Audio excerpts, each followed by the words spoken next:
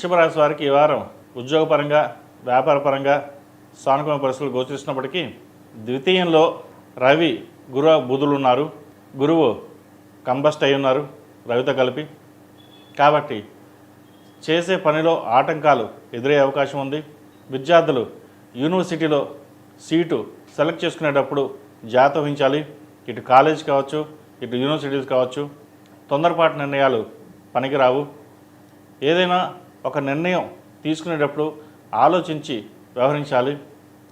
ఎందుకంటే అతిపెద్ద గ్రహం గురువు కంబస్ట్ అవడం వల్ల కొన్ని అనాలోచిత నిర్ణయాలు కావచ్చు, కార్యక్రమాలు కావచ్చు జరిగే అవకాశం లేకపోలేదు. ఇక్కడ ఆరోగ్యపరంగా, కుటుంబపరంగా, వాక్ ముఖ్యంగా మాట్లాడేటప్పుడు ఆచితూచి వ్యవహరించాలి. ఏదైనా తొందరపాటు నిర్ణయాలు తీసుకోవడం వల్ల ఇబ్బంది పడే అవకాశం గోచరిస్తుంది. కాబట్టి ఇటువంటి విషయ వ్యవహారాల్లో జాగ్రత్తలు తీసుకుని ముందుకు వెళ్ళడం చెప్పదగినది. అదేవిధంగా సంతానపరంగా చాలా బాగుంది. సంతానం కోసం ప్రయత్నిస్తున్న వారికి మంచి సంతానం కలిగే విషయం శుభసూచకమని చెప్పచ్చు. అలాగే వివాహ విషయంలో ఒక కొలిక్కి వస్తుంది. ఎప్పటి నుంచో నాతో సంబంధం వెనక్కి ముందుకు వెళ్తున్న సంబంధం మళ్ళీ అడగడం ఇది ఒక మంచి తరం అని చెప్పచ్చు. ఇటువంటి విషయ వ్యవహారాలు చక్కగా ఉన్నాయి.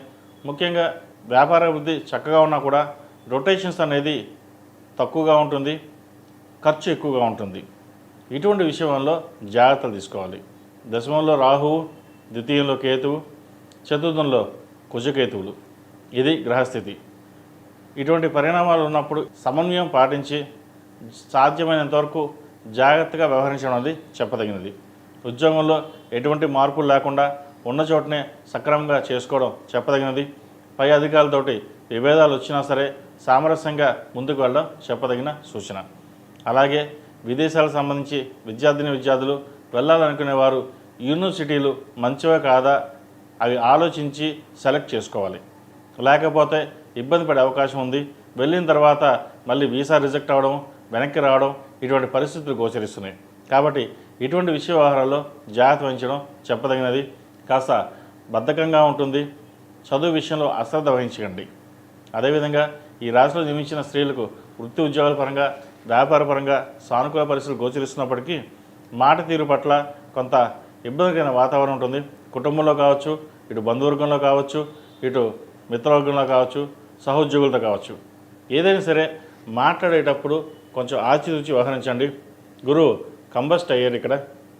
దానివల్ల మాట తీరులో కొంత కఠినత్వం కావచ్చు, ఏదైనా సరే ఇబ్బంది ఉండే అవకాశం గోచరిస్తుంది. వృత్తి ఉద్యోగాల పరంగా బాగానే ఉంటుంది. వ్యాపారం కూడా మధ్యస్థంగా ఉంటుంది. ఆరోగ్యం పట్ల చిన్న చిన్న ఇబ్బందులు పెడతాయి. మనసు స్థిమితంగా ఉండదు. ఆలోచనలు పరిపరి విధాలుగా ఉంటుంది. ఎటు వెళ్దామా, అటు వెళ్దామా, ఇటు వెళ్దామా, లేదా వ్యాపారం ఇది ఉంచి ఇంకో వ్యాపారం ప్రారంభిద్దామా అనే సమాలోచనలు ఎక్కువగా ఉంటారు.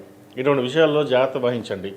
ఈ రాశి వారు గురుస్తోత్రం పఠించడం, దక్షిణామూర్తి రూపం మెడలో వేసుకోవడం, అలాగే ప్రతిరోజు ప్రతినిత్యం సుబ్రహ్మణ్య అష్టకం పఠించడం చెప్పదగిన సూచన.